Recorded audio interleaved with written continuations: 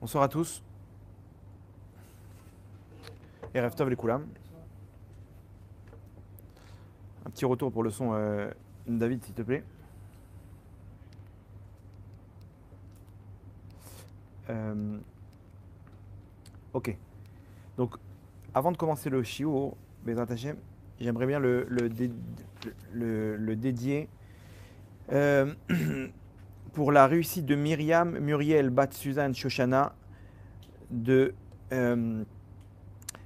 Gaël Sultana Bat Betty et Yosef Ben Gila.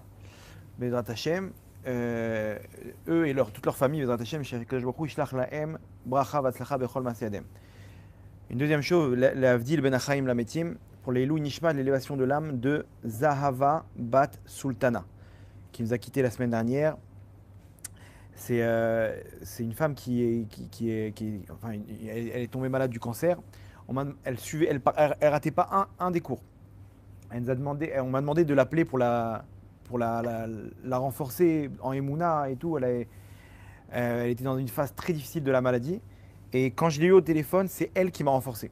Vraiment, une Emouna incroyable, vraiment une tzadékette. Et malheureusement, ça s'est aggravé. Son fils, il m'a dit que ses dernières paroles, elle a ouvert les yeux à un moment, elle a dit à son fils, ne t'inquiète pas mon fils, tout ce qu'Hachem y fait, c'est pour le bien. Donc c'est une grande tzadékette, plein d'Emouna, donc que le shiur soit Bezrat Hashem pour l'élévation de son âme. Ok, Bezrat Hashem, vous savez que jeudi 7 septembre, je vous fais un petit rappel, on organise un Tikkun Aniftarim, donc réparation des défunts, juste avant Rosh Hashanah, pour pouvoir, même les défunts, ils sont jugés à Rosh Hashanah.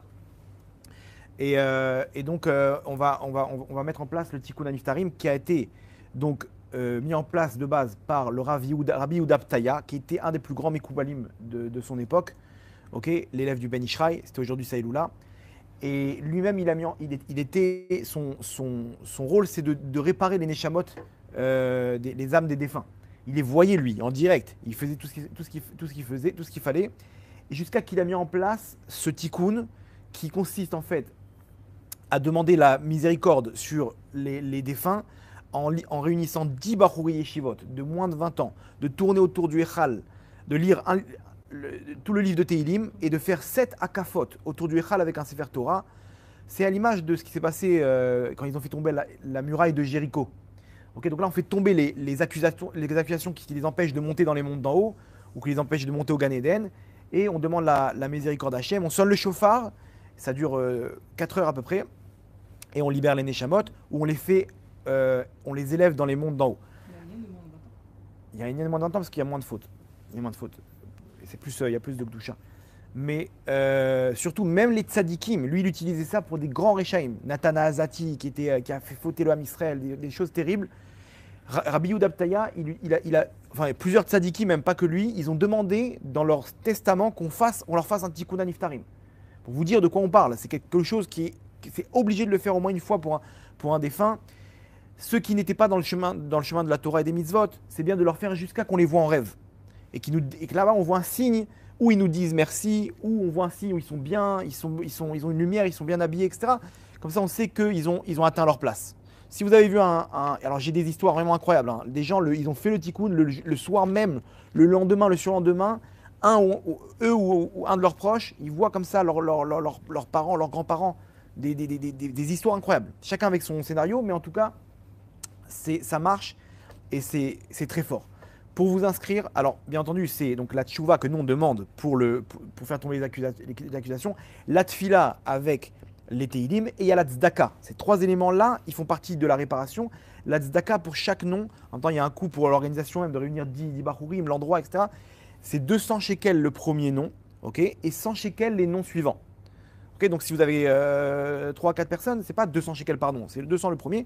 Pour vous inscrire, vous pouvez me contacter sur le mail tovhm26@gmail.com, donc tovhm26@gmail.com. Là-bas, vous me laissez votre liste et comme ça, je vous inscris dans le tikkun.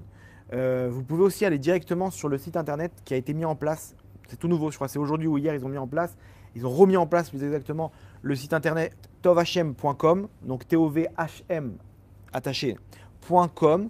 Ok, là-bas, il y a toutes les actions pour la prière de la Géoula, les Tikkun Niftarim, Mashovavim, tout ce tout ce qu'on fait et tout, c'est bien, c'est pas encore 100% complet, mais là-bas, il y a tout ce qu'il faut. Même pour la tzedaka et tout, il y a tous les onglets qu'il faut. Et si vous voulez nous contacter, Bezrat Hashem. Donc, un grand merci à ceux qui ont mis en place ça. Noab, Elisheva, celles qui ont permis à ce que ce site il puisse être diffusé. Donc, Hashem, il leur envoie toute la bracha et la tzlacha dans tout ce qu'ils entreprennent. Ok. Le cours de ce soir, vraiment, c'est un cours très très fort. Vraiment, je vous conseille de rester concentré. Surtout jusqu'à la fin. Le titre du cours, je ne crois pas que vous allez le comprendre tout de suite. À la fin, on va essayer de réunir les pièces du puzzle.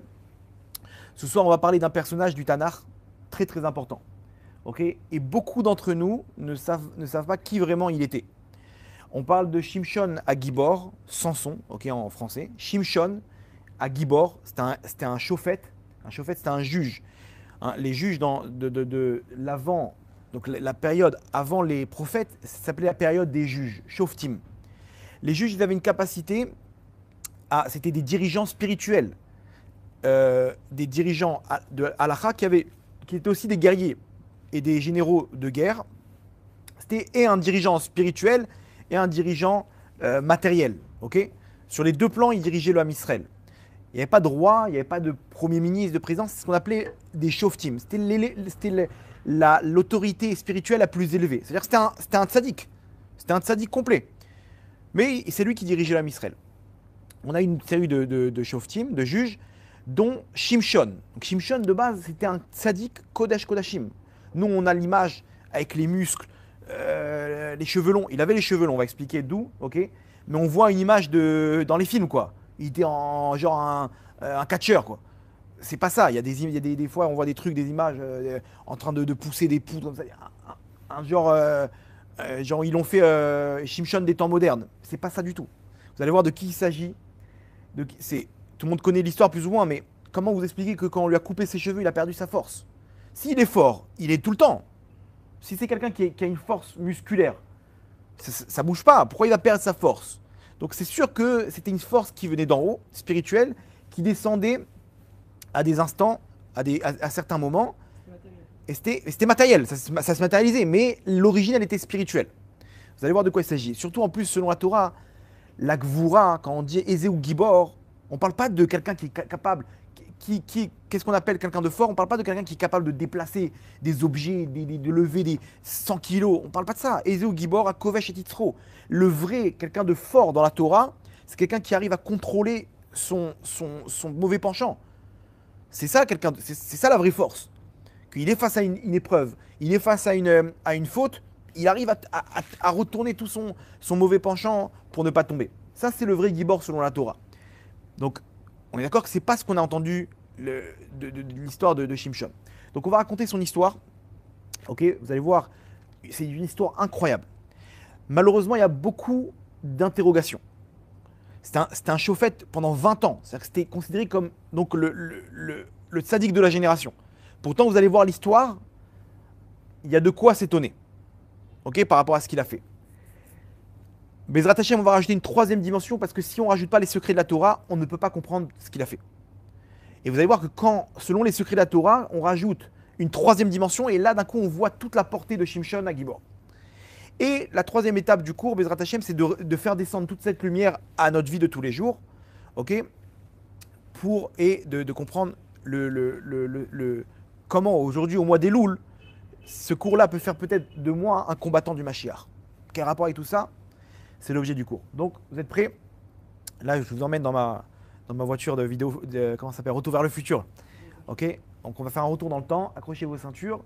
Shimshon à Gibor, quelques années auparavant. Vous allez voir, c'est très fort. Ok. J'ai déjà fait la bracha. L'histoire, elle commence, ok, j'ai fait la bracha. L'histoire, elle commence donc à Tzor'a. Tzor'a, entre Tzor'a et Eshtaol. Là-bas, il y avait une personne qui s'appelait Manoach. Manoach, c'était un tzaddik, ok, avec sa femme, qui était Akara. Elle était, stérile, ok. Et Manoach, ça fait des années qu'ils n'avaient pas d'enfants. Il venait de la tribu de Dan, ok. La tribu de Dan, et ils n'avaient pas d'enfants. C'était des tzadikim, et ils priaient, et ils acceptaient avec Emouna. Mais rien, année en année, elle était stérile, elle ne pouvait pas avoir d'enfant. Jusqu'à qu'Hachem, il a écouté leur prière, et il a décidé de leur faire descendre une neshama, une âme très très grande, celle de Shimshon. Maintenant, pour faire descendre une grande neshama, il y a des instructions. Entre parenthèses, il faut savoir une chose, qu'une femme, un couple qui a du mal à avoir des enfants, c'est parce que Hachem veut leur donner une très grande neshama. Mais il y a des accusations. En haut, les forces du mal disent pourquoi l'homme Israël va mériter une neshama comme ça? C'est injuste. Ça déséquilibre les forces. Donc eux, ils s'interposent. C'est pour ça que ça prend du temps avant qu'elles descendent. Mais en bas, les parents, quand ils prient, ils acceptent avec Emouna, ils font des ségoulottes, ils vont sur les kivrei tzadikim, ils accélèrent le truc. Donc si une femme, elle a du mal à avoir des enfants, elle met du temps, qu'elle se rassure, c'est parce qu'il y a quelque chose de très grand qui doit arriver. Ok? Petite parenthèse. Non, il faut. Alors, oui, ça va prendre plus de temps. La souffrance même, elle va faire descendre la neshama. Ouais, il a un mérite particulier, cette personne-là, pour que Hachem il décide de lui faire descendre chez lui la neshama. Alors plus il prie, plus il a la Emouna, plus ça va accélérer les choses. Parce qu'il y a une guerre en haut pour pas qu'elle descende. Donc lui, s'il met le paquet, il accélère les choses. Ok, ça c'est une petite parenthèse. Hachem, il a des instructions pour cette neshama. Hachem, il envoie ni plus ni moins qu'un ange. Et sa femme, à Manoach, elle est dans le champ. Et comme ça, on nous raconte dans les psukim, dans les versets, qu'elle rencontre quelqu'un avec une barbe blanche, tzaddik, qui marche comme ça, et qui l'interpelle. Il lui dit, sache que tu vas tomber enceinte, tu vas avoir un enfant, et que cet enfant, il est très kadosh, très kadosh, très pur. Et tu devras prendre sur toi trois choses. Il sera nazir. Alors nazir, selon la Torah, c'est une période qu'une personne, elle devait prendre, ok? C'est des restrictions qu'une personne, elle devait prendre pour insuffler il y a plusieurs critères, ok, mais c'était pour cette personne-là, elle montait de niveau spirituel par l'intermédiaire de ce statut de nazir. C'est une petite période. Pendant cette période, il ne doit pas toucher à ses cheveux, il ne doit pas boire de vin et il ne doit pas rentrer en contact avec les morts. C'est-à-dire les cimetières, tout ça, comme les Kohanim. Ok? Maintenant, l'ange, il dit à la femme de Manoach, il lui dit, ton fils, il est nazir olam, mi beten, depuis qu'il a été conçu, il est nazir. Lui, c'est pas une courte période. Toute sa vie, il ne doit pas toucher au vin, il ne doit pas toucher à ses cheveux, et il ne doit pas s'impurifier aux morts. Et il lui dit, toi-même, maintenant que tu es enceinte de lui, tu ne touches pas à tout ça. Parce que tu as ton fils à l'intérieur pour pas le... Et si jamais il arrive à garder ça, cette gdoucha supérieure, à ce moment-là, il va aller très loin. Bon, il y a des secrets derrière les cheveux et tout ça. Autrement dit, Shmuel Hanavi aussi, il était Nazir Olam. Shmuel Hanavi, il n'avait jamais touché à ses cheveux. À l'époque du Beth Amikdash, on pouvait prendre ce niveau spirituel de Nazir Olam. Hein. Voilà, lui, il est né. Lui, on l'a annoncé. Lui, il doit être Nazir Olam, Shimshon. Ok? On l'a annoncé qu'il devait être à jamais Nazir. Il avait ce statut spirituel parce qu'il est très kadosh. Mais il y en a qui prenaient sur eux une petite période. Et il y en a certains tzadikim qui voulaient vivre connectés avec Hachem. Ils prenaient le statut à jamais. Comme Shmuel Hanavi. C'est très rare, hein, les gens qui font ça. Aujourd'hui, on ne fait pas ça. Hein. Ne rentrez pas dans des délires comme ça. Il y a des gens, ils se baladent avec les cheveux longs, des tefilines à Jérusalem et tout. C'est des cons, ils sont complètement à côté de leur pompe. Ça n'existe pas, ça. Ok? C'était à l'époque du Beth Amikdash, etc. Shmuel Hanavi lui-même, il avait les cheveux longs. Maintenant, il rentrait dans le Beth Amikdash. Il était prophète. Il y a une halakha qu'on n'a pas le droit de se promener au Beth Amikdash avec les cheveux détachés comme ça. C'est un manque de kavod. Donc, il avait une tresse. Alors, il ne pouvait pas se coiffer et attacher parce que s'il enlevait un seul des cheveux, c'était un problème pour sa gdoucha. Donc, qu'est-ce qu'il faisait Shmuel? Il avait une longue tresse. Je dis oui, il avait les tefilines avec une longue tresse. Shmuel Hanavi, ouais. Bref, Shimshon aussi. Il avait les cheveux très longs. Ok. Hein? C'est-à-dire? Ah non, pas de. Ses cheveux, ils étaient quand même. Enfin, si le mec il a les cheveux on va dire épais, ouais, c'est un problème pour les tefilines. Mais lui il avait les cheveux raides, quoi. Bref, je veux pas trop m'attarder sur les détails, mais je vais essayer de quand même vous donner les infos. Donc, elle lui dit, regarde, 3 choses, il touche pas à ses cheveux. Toi-même, il lui donne ses instructions à elle, pas de vin et de pas rentrer en contact avec les morts. Elle était sûre que c'était un prophète. Donc elle est partie voir son mari, elle lui dit regarde, il y a un avis, il est venu m'annoncer. Son mari, il arrive, Manoach, il arrive. Il lui dit, il prie, il demande peut-être qu'Hachem il va, nous renvoyer le prophète. Et il revient, il lui dit je t'en prie, qu'est-ce qui se passe avec cet enfant? Explique-moi. Et il lui explique le même truc. Ah, il était content avec sa femme, ils ont voulu l'inviter à manger, faire une séouda. Il a dit non, moi je mange pas et tout. Il dit au moins viens, on fait un sacrifice. Reste avec nous. Et quand ils ont fait le sacrifice, ils ont vu que il s'est mêlé il s'est envolé avec la fumée du sacrifice. Ils ont compris que c'était un ange. Ils ont dit ouais, Hachem il nous a envoyé un ange. Ils tremblaient de peur. Ils se sont dit on va mourir. On a vu quelque chose qui correspond pas à notre réceptacle spirituel. Il y avait trop de lumière là. Non, sa femme le rassure. Elle dit t'inquiète pas, c'est pas pour rien. Si Hachem il veut nous dévoiler ça, imagine-moi Hachem il a envoyé un ange. Alors qu'il aurait pu envoyer un prophète. Non, il envoie un ange pour l'annoncer. C'est pour vous montrer de quel rang, de quel type de Neshamot on parle. Shimshon Agibor, c'était pas quelque chose de simple. Maintenant, l'ange, il lui dit une chose à sa femme. Donc il lui dit, il sera très kadosh. Ve'u yachel leoshiat Israël. C'est lui qui va commencer à délivrer le Ham Israël. Il est en train de lui dire, ton fils, ce ne sera pas un tzaddik, un grand tzaddik comme les autres. Il aura le rôle de Mashiach. C'est quoi? Ou Yachel Léoshia d'Israël, il va commencer à délivrer le Ham Israël. C'est qui a le rôle de délivrer le Ham Israël? Le Mashiach. Ok? Il y a des grands tzaddikim qui sont là pour diriger le Ham Israël, mais pas pour délivrer le Ham Israël. L'ange, il lui dit, sache que ton fils, il va délivrer le Ham Israël. Il va commencer à libérer le Ham Israël. Est-ce qu'il va terminer ou pas? On ne sait pas. Mais en tout cas, il va commencer le travail. Donc imaginez-vous, elle est au courant qu'elle a son fils, c'est une Neshama spéciale, et c'est le Mashiach. D'ailleurs, Shimshon, c'est quoi l'interprétation du mot Shimshon? Shimshon, c'est-à-dire Shemesh Katan, un petit soleil. Le soleil, il fait référence au Mashiach. Pourquoi? Parce que c'est lui qui va illuminer l'obscurité. Comme le soleil qui apparaît dans l'obscurité, car Geoulatam chez l'Israël, comme ça sera la Géoula du Ham Israël. Le soleil qui apparaît le matin, de beau matin, c'est comme ça que ça va se passer. Ok? Donc le soleil, ça a une connotation de Mashiach. Comment on dit un petit? Par exemple, si je dis un toit en hébreu, c'est gag. Si je dis un petit toit, on va appeler ça gagon. Ok? Si je dis shemesh, le soleil, si je veux dire un petit shemesh, je vais appeler ça Shimshon. Ok? Donc dans son nom déjà, il porte son rôle par rapport au Ham Israël. Ok? Ça c'est un chidouche ça. Shimshon, c'était le Mashiach. Vous allez voir comment on va amener ça à nous, comment on va essayer de faire descendre ça pour nous. Oui, mais sache une chose, le Harizal il dit que tous les prénoms que les parents choisissent, ça vient d'en haut.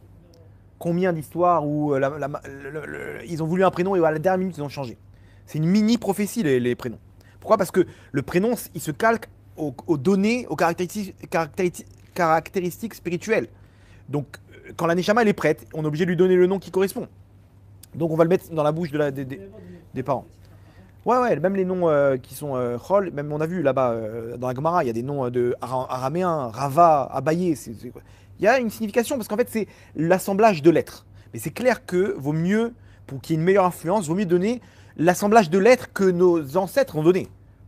Quand le mot, par exemple, Shmuel, c'est un nom incroyable. Israël, Eliaou, c'est des noms qui ont des forces spirituelles, des trésors. L'assemblage de lettres, il est énorme. Bref, en tout cas, Shimshon, il naît, ok, il vient au monde, et depuis qu'il est petit déjà, c'est une force spirituelle. Il devient chauffette, c'est lui qui dirige le Ham Israël. Et il nous dit comme ça, le passage qui nous dit que Ben Sorah, les Ben Eshtaol, ok, c'est l'endroit où il était, entre ces deux, retenez bien ces deux villes, ok, parce que c'est là-bas qu'il était, et là-bas il y a marqué qu'il a commencé à voir le roi HaKodesh. C'était quelqu'un qui avait la Shrina devant lui.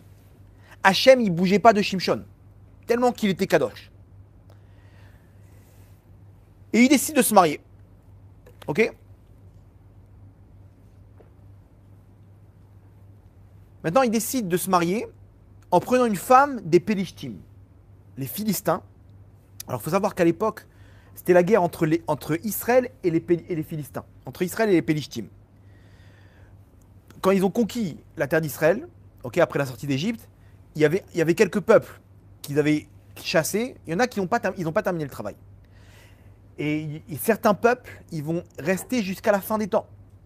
Et c'est marrant parce que les Palestiniens se disent les ancêtres. Je ne sais pas si ils disent ça pour piquer l'homme Israël, mais en fait, c'est peut-être c'est pas pour rien. Les ancêtres des Pélishtim. Et jusqu'à aujourd'hui, ils sont là.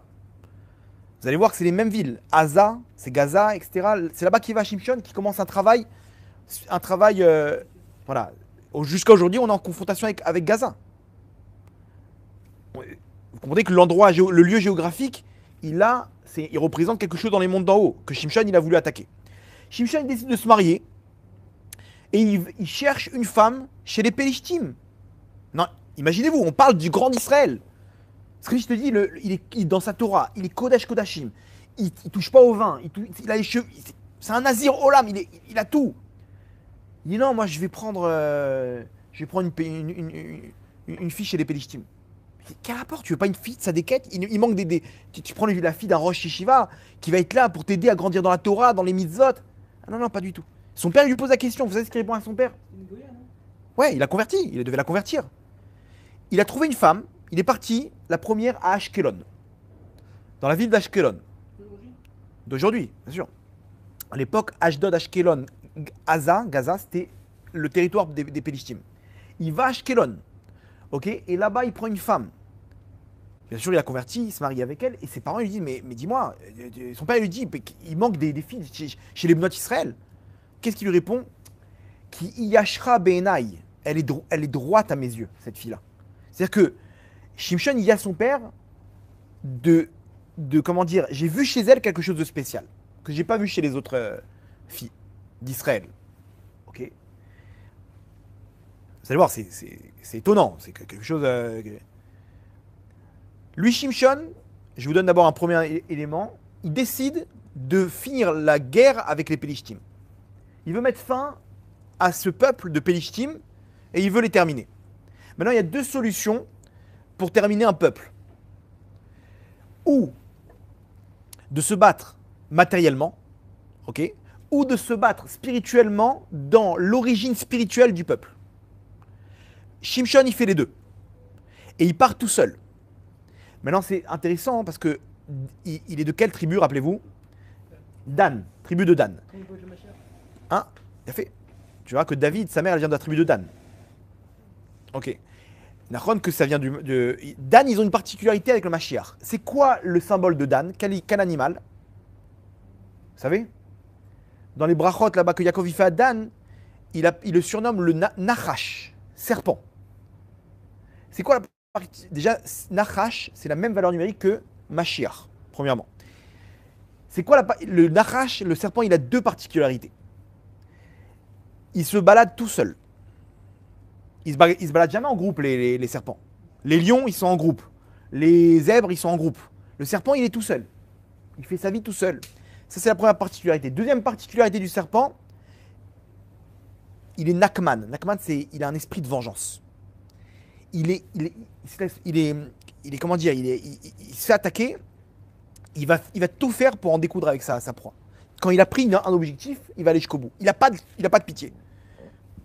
Shimshon, il a pris ces deux caractéristiques-là et il les a mis dans le bien. Premièrement, il agit tout seul. Il n'a pas monté une armée. Il avait une raison derrière pour pas que les Pélishtim ils se vengent du Ham Israël, sur le Ham Israël. Si lui vient avec une armée, ça veut dire que c'est Israël, le peuple juif, le peuple d'Israël qui vient attaquer officiellement. Donc, il y aurait eu des répercussions et plein de morts. Donc Shimshon, il attaque tout seul comme ça. C'est moi le problème, c'est moi qui suis fou. N'allez pas attaquer le peuple d'Israël, c'est moi le problème. Effectivement, ils n'ont pas touché un seul cheveu du Ham Israël. C'est lui qui est recherché. Et spirituellement, vous allez comprendre ce qu'il va faire. Il prend des femmes pour faire tomber dans les mondes d'en haut cette force spirituelle, l'origine du peuple des Pélishtim. Ok? Donc, il va pour se marier avec elle. D'abord, il y a les fiançailles. Il amène ses parents. Ok? Et sur la route, il y avait un cimetière. Non, il y avait une vigne. Il dit à ses parents, je vais contourner la vigne par la forêt, parce que je ne peux pas passer. Même, il avait des restrictions de même pas rentrer en contact avec le raisin. C'est pas juste de boire du vin. Il contourne la vigne. Je crois que c'est un cimetière, je ne sais plus. Bon bref, en tout cas, à cause de ces restrictions, il devait contourner. Il passe par la forêt, et là, il voit face à lui le passage où il dit un kfir arié, un jeune lion. Les jeunes lions, c'est les plus forts. On parle d'un lion, on parle pas d'un lionceau, un lion, mais qui vient de devenir lion. Ça veut dire qu'il a toute sa force. Il est face à un lion, et le lion, il passe à l'attaque. Le passouk nous dit, Vatitzlach alav ruach Hashem. Descend sur lui un esprit d'Hachem, divin. C'est-à-dire que lui, il est là, il voit le lion arriver, ok, et Hachem, il lui envoie un esprit divin en lui, ruach Hashem, et là, il sent une force surnaturelle. À tel point que le lion, il saute sur lui pour le choper, il attrape la mâchoire du lion. Imaginez-vous, le lion, c'est pas un chien. Il a une force dans sa mâchoire, c'est terrible. Imaginez-vous en contrepartie, qu'est-ce qu'il a dû déployer comme force, Shimshon, qu'on parle d'un chauffette, un mec avec une barbe, un tzaddik quoi. Il est pas du tout, il est pas dans la musculation. Il sent une force surnaturelle, il tient la mâchoire, mais mieux que ça, il arrive à déchirer la mâchoire. C'est-à-dire qu'il a pas que tenu la force du lion, il a contrecarré cette force-là en déchirant carrément la mâchoire. Il a déchiré le lion en deux. Il a laissé le cadavre par terre comme ça. Il a vu ça, il a compris, waouh, Hachem, il m'a fait comprendre quelque chose aujourd'hui. Ok, il a compris que des fois, Hachem, il peut lui donner une force surnaturelle. Donc déjà, on a répondu à la question que c'est pas du tout ce qu'on pense. C'est pas quelqu'un qui avait une force... voilà, il n'était pas là du tout. Hachem lui a donné une force spéciale. La Shrina, elle était avec lui, et c'est la Shrina qui lui a donné la force matérielle qu'il avait besoin. Il n'y avait qu'un seul nom, Il y avait aussi le nom de Yachin. Ok, on va le voir plus tard. Enfin que il y a les deux poutres qu'il y avait au Beth Amikdash, elles faisaient 30 mètres de haut. C'était au nom de Boaz et Yachin. Boaz, c'est celui qui s'est marié avec Ruth. De lui va descendre toute la descendance du Mashiach. Lui, il a fait un acte de Gibor incroyable. Ok, Shimshon, vous allez voir l'histoire, il a fait aussi un acte incroyable. C'est grâce à ces deux que le Beth Amikdash a été mis en place. L'un, c'est la descendance du Mashiach Boaz, et l'autre, de la tribu de Dan, il a commencé la délivrance, Shimshon. Ok, Yachin, on l'appelait Yachin, c'était son surnom. C'est marrant que les francs-maçons, ils font des cérémonies et ils mettent là-bas Boaz et Yachin, ils mettent des poutres comme ça. Ils ont copié des trucs de la Torah. Bref. Donc ils font les fiançailles et il revient pour le mariage. Maintenant, sur la route, il repasse par la même route, par la même forêt. Et là-bas, il voit le cadavre du lion. Maintenant, il voit un truc intéressant, c'est que là-bas, il y a eu une ruche qui a été... Les abeilles, ils ont fait une ruche, et il y avait du miel à l'intérieur du cadavre du lion. Ok. Il arrive au mariage. Imaginez-vous, il est là, au mariage. Il n'y a que ses parents, et que tout le reste, c'est des Pélishtim qui détestent Israël. Il est là au mariage, et il se retrouve avec les amis de la famille de sa femme, ok. Et là-bas, il leur dit, je vais vous faire une devinette. Vous avez une semaine, le mariage à l'époque, c'était pendant 7 jours.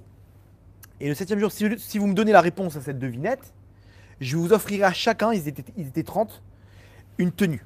À l'époque, les tenues, c'était luxueux. C'était pas comme nous aujourd'hui, tu vas acheter un jogging. C'était quelque chose, il fallait broder, il fallait des trucs, ça coûtait très cher. Chacun, je lui offre une tenue. Ok, c'est quoi la devinette? Il leur dit voilà, du féroce sort la douceur. De quoi il s'agit? Lui, il faisait référence à quoi? De ce qu'il a vu, que de lion est sorti le miel. Il a rajouté cette... bien entendu, il y a des secrets dans tout ça, hein, ça représente des images, mais on va pas rentrer dans ça. Qu'est-ce qu'ils font? Ils vont voir sa femme, et on dit, dis-nous la réponse. Et elle, toute la semaine, elle dit, oui, tu m'aimes pas, pourquoi tu me dis pas à moi la réponse? Je comprends pas et tout. Vous savez, elle a marteau-piqueur pendant une semaine. Il lui dit, bon, voilà, je te dis. Il lui raconte l'histoire avec le lion, et il lui dit, voilà la réponse. Elle balance la réponse. Et eux, ils viennent, ok, ta devinette, elle est très facile. Qu'est-ce qu'il y a de plus féroce qu'un lion? Et qu'est-ce qu'il y a de plus doux que du miel? Donc c'est du miel dans du lion, voilà, dans le lion. Il a compris, il a dit, si vous n'avez pas parlé avec ma femme, vous n'aurez jamais trouvé la devinette.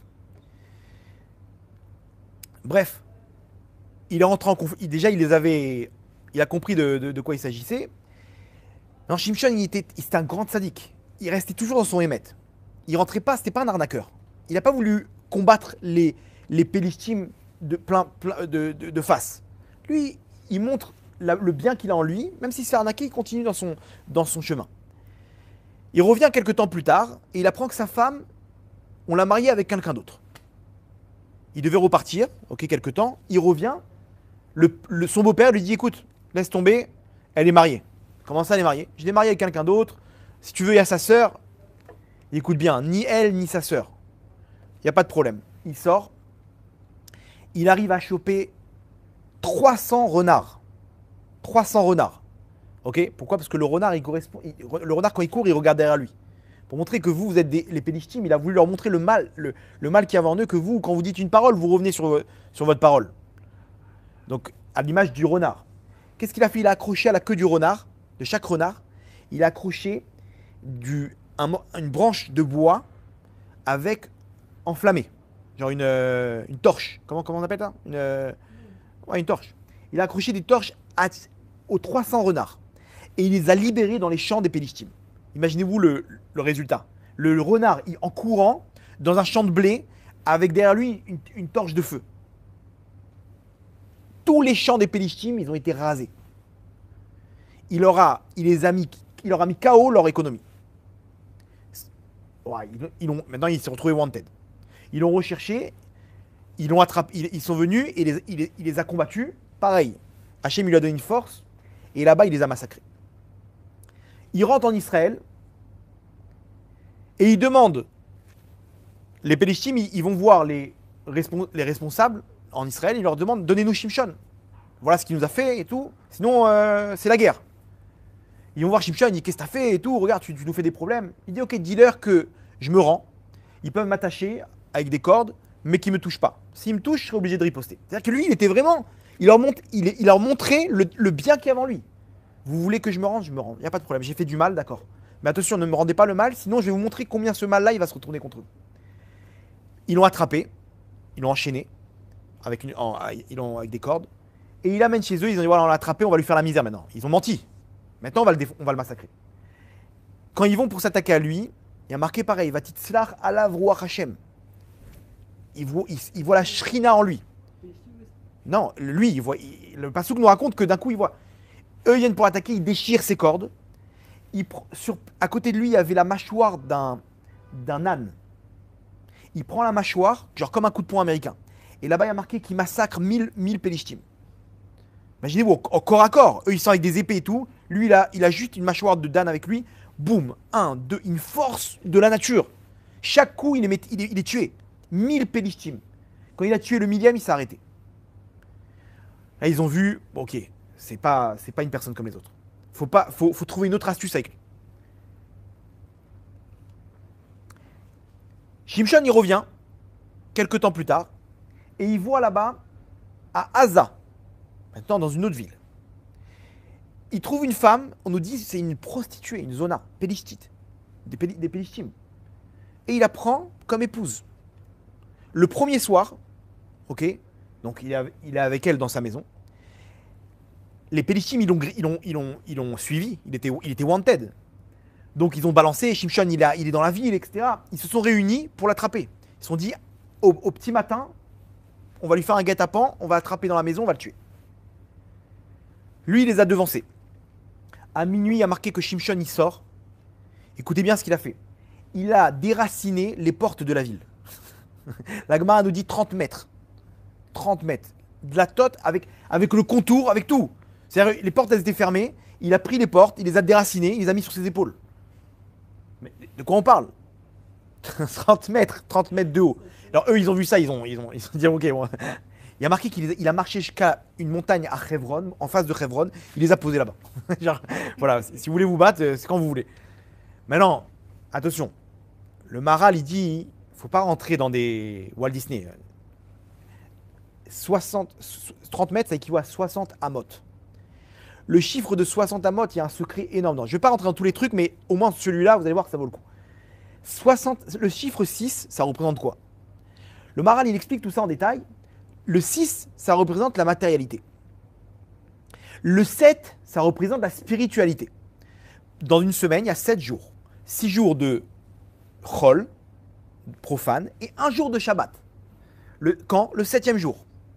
Pour nous dire que maintenant on rentre dans une dimension spirituelle.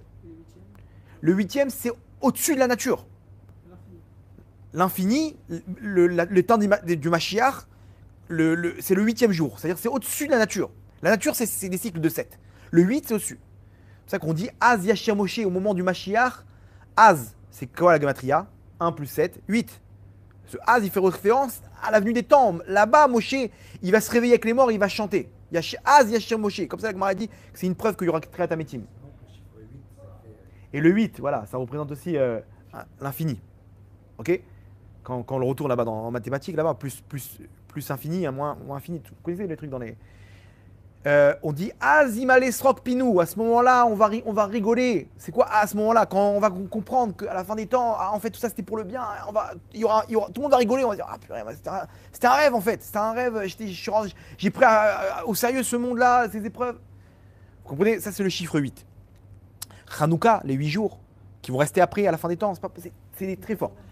Simchat Torah, le 8e jour, c'est le plus haut de toutes les fêtes. Là-bas, il n'y a plus rien, c'est que la simcha là-bas. Parce que c'est l'endroit, pour atteindre l'endroit le plus haut, on ne peut plus rien faire, c'est que la simcha qui nous amène à l'endroit le plus haut. Hein? La Brit Mila, le 8e jour, c'est ça qui nous donne une dimension au-dessus de la nature, le Ham Israël. Bref, le 6, il représente la matérialité. Quand on dit le 6, entre parenthèses, le 7e jour, c'est le Shabbat. Ceux qui nous ont copié, ok, ils sont trompés du jour, ils ont pris avant ou après. Il faut que ce soit dans l'ordre.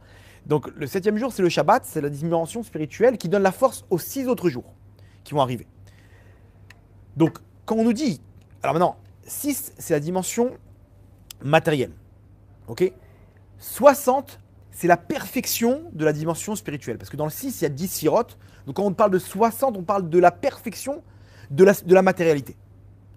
Shimshon, il a déraciné les portes. C'est quoi les portes dans une ville? C'est ce qui représente comment dire, l'entrée de la ville, quoi. La racine même de la ville. Tu veux rentrer dans cette ville, il y a la porte. Il a déraciné la porte de Haza, de la ville de Haza, de Gaza, ok, qui a une valeur de 6 shishim amot, 60 amot, donc 30 mètres. Pour nous dire que Shimshon, il a déraciné toute la matérialité, tout le côté matériel qu'il y avait dans la ville de Gaza. Il a fait un tikkun là-bas énorme. C'est ça là, le secret qui se cache derrière cette image. Shimshon, il a réussi, avec sa force spirituelle et aussi matérielle, à déraciner tout ce qu'il y avait à déraciner là-bas. Il n'avait plus rien à faire. Cette femme, je ne sais même pas s'il a abandonné. Il a terminé le travail de Gaza. En tout cas à l'époque. La première, il n'avait pas terminé le travail. Alors vous allez voir. Maintenant, je pense que c'est le moment d'expliquer la troisième dimension, les secrets de la Torah, de qu'est-ce qu'il a voulu faire exactement. Maintenant, on va expliquer. Mettez vos lunettes 3D, ok. On va donner une troisième dimension. Là, vous êtes d'accord avec moi que c'est étonnant. Il prend une prostituée, il se marie, truc. Et Hachem, il est avec lui. Hachem, il est derrière. Vas-y, tu veux. Hachem, il lui met le roi Hachem. Makara, qu'est-ce qui se passe là? Attends, je sais pas, il a que ça à faire. Il va tout seul et Hachem lui donne à réussir. C'est quoi cette histoire de femme là? Qui va chercher des femmes chez les Pélishtim? C'est sûr qu'il n'a pas enfreint la halakha, Shimshon. Sinon Hachem, il n'est pas avec lui. Il n'a pas enfreint la halakha, il les a convertis, il a fait selon la halakha. Mais c'est bizarre quoi. Alors là, pour comprendre, faut rajouter ce que la Kabbalah nous raconte sur le sujet. Shimshon, comme je vous ai dit, c'était le Mashiach. C'est quoi le rôle du Mashiach? La Gemara dans Sanhedrin nous dit une chose. En ben David ba atchetichle kol aneshamot me'agouf. Le Mashiach ne pourra venir, c'est-à-dire se dévoiler, que lorsque toutes les âmes, ou les étincelles spirituelles, elles descendront d'un endroit dans les mondes en haut qui s'appelle le Gouf. Ok? Ça c'est la Gemara, hein, la Gemara qui nous dit ça. Quand ça sera terminé, il n'y aura plus de Neshamot, il n'y aura plus d'étincelles, c'est l'avenue du Mashiach, le dévoilement du Mashiach. Shimshon, il a voulu faire le rôle du Mashiach, okay, qui est de quoi? De faire descendre toutes les étincelles qui se trouvent dans les forces du mal. et donc de réparer la faute d'Adam Arishon. J'explique, on a expliqué souvent ça, mais je vous refais un petit récapitulatif. Adam Arishon, il a en lui toutes les étincelles du monde. Ok? Chava, elle a toutes les étincelles féminines. Quand Adam Arishon il faute, il s'est passé 3 choses. La lumière qu'il avait en lui, elle a explosé. Alors il y a 70 Neshamot qui se sont, avant qu'il faute, elles se sont échappées. Ce sont les grandes tzadikim, tzadik Yesod Olam, Rabbi Nachman, Rabbi Shimon Bar Yochai, etc. 70. Il y en a qui ils sont pas venus au monde. Sur les 70, ils ne sont pas tous venus au monde. Il y en a des fois, ils étaient. Ouais, c'est des gens qui n'étaient pas en contact avec la faute d'Adam Arishon. Quand Adam Arishon il a voulu fauter, ces Neshamot-là, elles n'ont pas supporté, elles sont sorties d'Adam Arishon. Premièrement. Deuxièmement, il y a des Neshamot qui ont été imprégnés par la faute de l'acte même d'Adam Arishon et qui sont restés en Adam Arishon, qu'il a redistribué une partie chez Caïn et une partie chez Evel, ses 2 enfants. Maintenant, il y a des Neshamot. Alors, des Neshamot, c'est des étincelles en fait. Une Neshama, elle est composée d'étincelles. Donc, on va dire des étincelles. Et par contre, il y a des étincelles qui sont descendues dans les clipotes. C'est quoi les clipotes? Les forces du mal. Ok? Il y avait aussi des Neshamot qui étaient sortis de la Marishon avant qu'ils pensent à la faute. De quoi? Il y a des Neshamot qui sont sortis avant qu'ils pensent à la faute. C'est ça. Pas avant qu'ils fautent, avant qu'ils pensent. Et là, de faire une faute. Je ne sais pas à quel moment ils sont sortis. Ah, peut-être. En tout cas, il y en a 70 qui n'ont pas été en contact avec la faute, qui sont partis avant. Zia, Ila, Kadisha, je crois qu'on les appelle. Ça, c'est le terme qui sont 70 Neshamot. Ok? Remarquez bien, pourquoi 70? Maintenant, vous savez, c'est quoi le secret? 7, ça représente la spiritualité. 70, c'est la perfection de la spiritualité. C'est pour ça qu'il y avait 70 dans le Sanhedrin. Il y a 70, il revient souvent. 7, on connaît le nombre 7 dans la spiritualité. Il y a des 70 qu'on arrive en Égypte. 70 Neshamot qu'on arrive en Égypte. C'était qu'on arrivait au meilleur niveau pour pouvoir descendre en galoute et récupérer les étincelles. Maintenant, les étincelles, elles sont descendues dans les forces du mal. Je ne vais pas vous raconter toutes les forces du mal, ok? Je vais vous situer ça en 2 catégories. Il y a plusieurs mondes dans les forces du mal, etc., mais il y a 2 catégories. Il y a ce qu'on appelle Klipat Noga, qui est une force du mal de mélange entre le bien et le mal. Et il y a les 3 Klipot Téméot. Ok? Les 3 forces du mal impures. Aujourd'hui, dans ce monde-là, je vous avais expliqué c'est quoi le principe de Beten Anachash, qu'on est dans le ventre du serpent. Pourquoi? Parce qu'au-dessus de nous, pour nous connecter avec Hachem, on doit travailler dans ce qu'on appelle la Klipat Noga. Et en dessous de nous, jusqu'au Geinam, on a les 3 Klipot Téméot. Les 3 Klipot qui sont très très très impurs. Les étincelles, elles sont descendues dans ces Klipotes-là. Comment je récupère une étincelle dans la Klipat Noga? Quand je fais des mitzvot. Quand je fais des mitzvot, cette mitzvah, elle est liée avec du bien et du mal. Tu fais la mitzvah, mais des fois, tu fais ça pour toi. Donc c'est bien, c'est du bien. Mais d'un autre côté, il y a de l'orgueil. Donc vous avez vu le mélange. Donc plus je me purifie, plus je récupère les étincelles. Quand j'étudie la Torah, je récupère les étincelles de la Klipat Noga. Quand je prie, ça vient de là-bas. Ok? Comment on récupère les étincelles des Klipot Téméot? On ne peut pas. Pourquoi? Parce que celui qui descend chercher, faire une action là-bas, il se fait attraper. C'est-à-dire, en fait, comment on descend là-bas? Par la faute. La faute d'un juif, elle le fait descendre sa neshama là-bas, dans les Klipot Téméot. Donc quand on fait une faute, quelqu'un il a mangé du porc par exemple, ok, il a descendu ça, il est en train d'aller chercher des étincelles dans les Klipot Téméot. Sauf que le problème c'est quoi? C'est qu'il reste coincé là-bas. Qui va être capable de descendre là-bas et de remonter sans aucun problème? Le Mashiach. Comme le serpent, il fait une opération, il envoie la langue, hop, et il récupère les étincelles. Le Mashiach, c'est le seul au monde qui a la capacité de descendre là-bas et de terminer le travail. Est-ce que celui qui est censé être Mashiach dans le dor, c'est le Nassi, quoi, qui connaît est-ce qu'il lui peut faire ça? Même s'il n'est pas dévoilé? Voilà, mais attention, le Mashiach, il va être à un niveau spirituel qu'il connaîtra toute la Lacha par cœur, toute la Kabbalah par cœur, et il aura un esprit divin pour savoir où opérer dans la Klippa. Parce qu'il ne faut pas se tromper. C'est possible ça? C'est ce qu'il a fait Shimshon. C'est pas dévoilé. Alors, on peut. Shimshon, lui, il est parti voir telle femme et pas une autre. Pourquoi? Parce qu'il savait que cette femme-là, c'était une femme dont l'âme, elle était, elle avait une source sur toutes les autres Neshamot. Et que s'il arrive à l'atteindre, elle, il fait tomber tout le monde. Le potentiel Mashiach à la génération de celui que c'est sûr c'est Mashiach à la génération.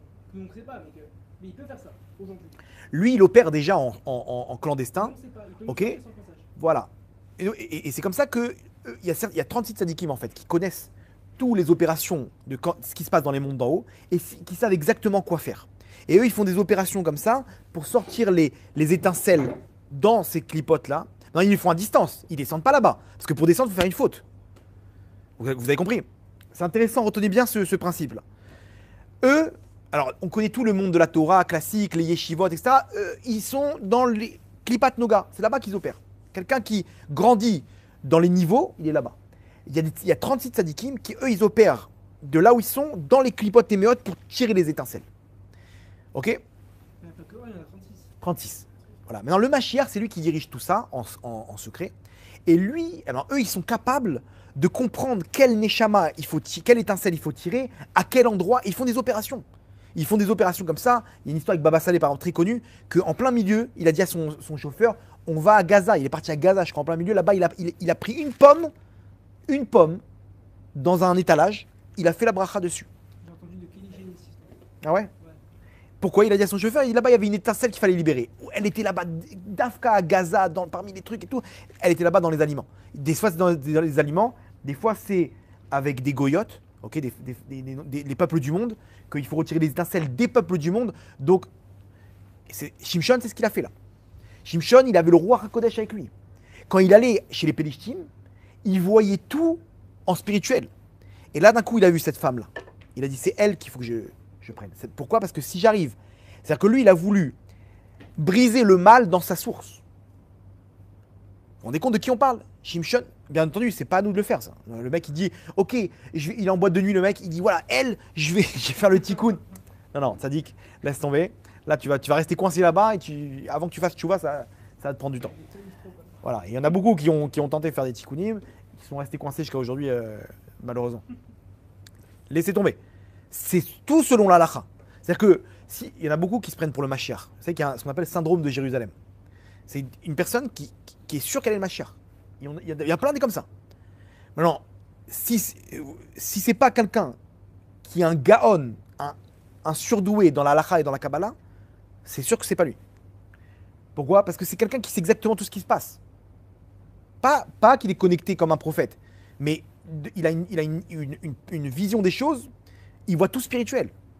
Il n'y a plus de questions aujourd'hui. Le mec, il vient, il dit, les gens, ils sont sûrs. Il y a plein de gens comme ça, ils sont sûrs. Il dit, je sais, je pense que je suis Mashiach.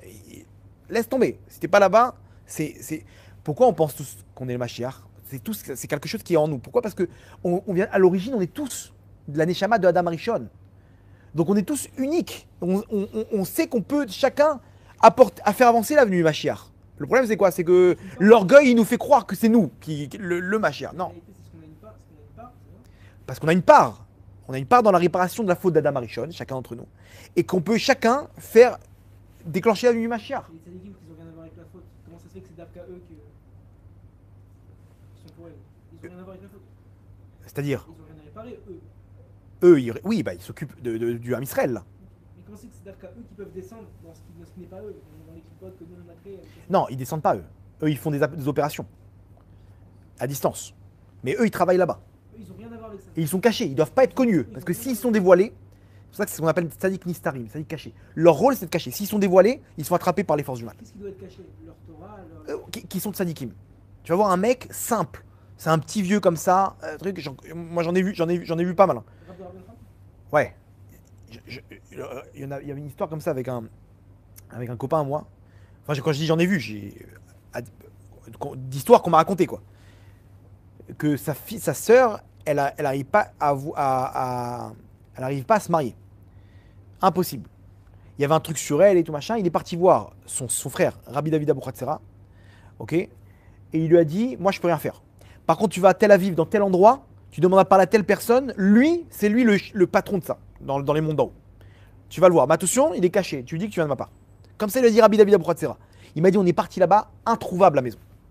On dit, vous connaissez tel tzaddik? Les gens, ils ne savent pas de quoi on parle. On est arrivé, on est tombé sur un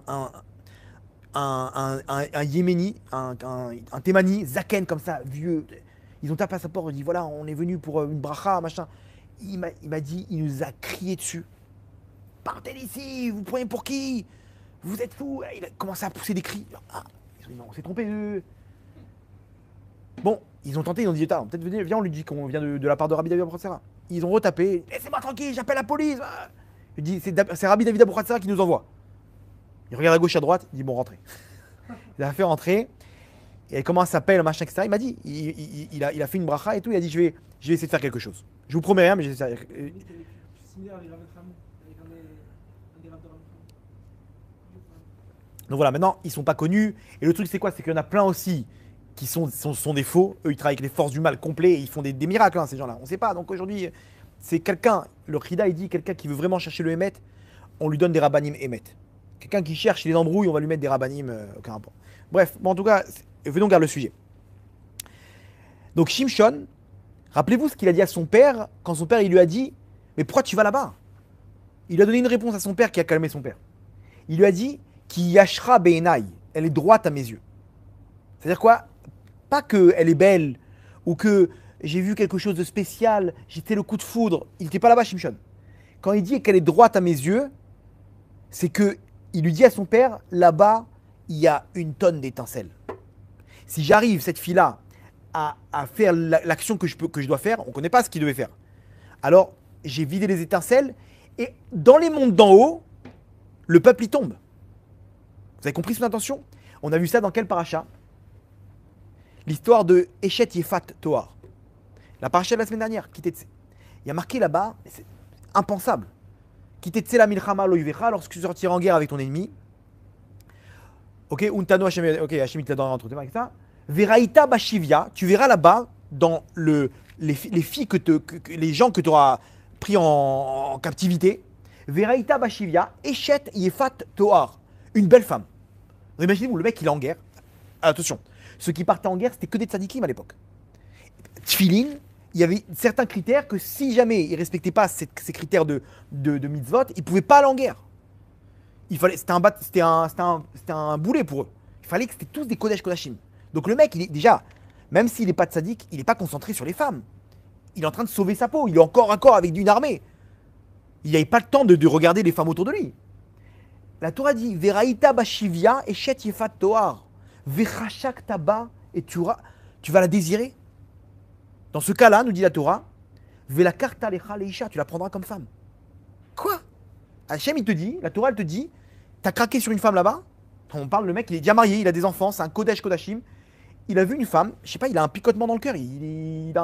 Qu'est-ce qu'on fait là? Il va voir son rave, il dit Rav, je sais pas ce qui m'arrive là. Prends-la comme femme. Bon, alors qui te dit que c'est pas un coup du Yetzara? C'est le Or HaChaim, il nous explique toute l'histoire. Le Or HaChaim Akadosh sur les psukim, il est incroyable.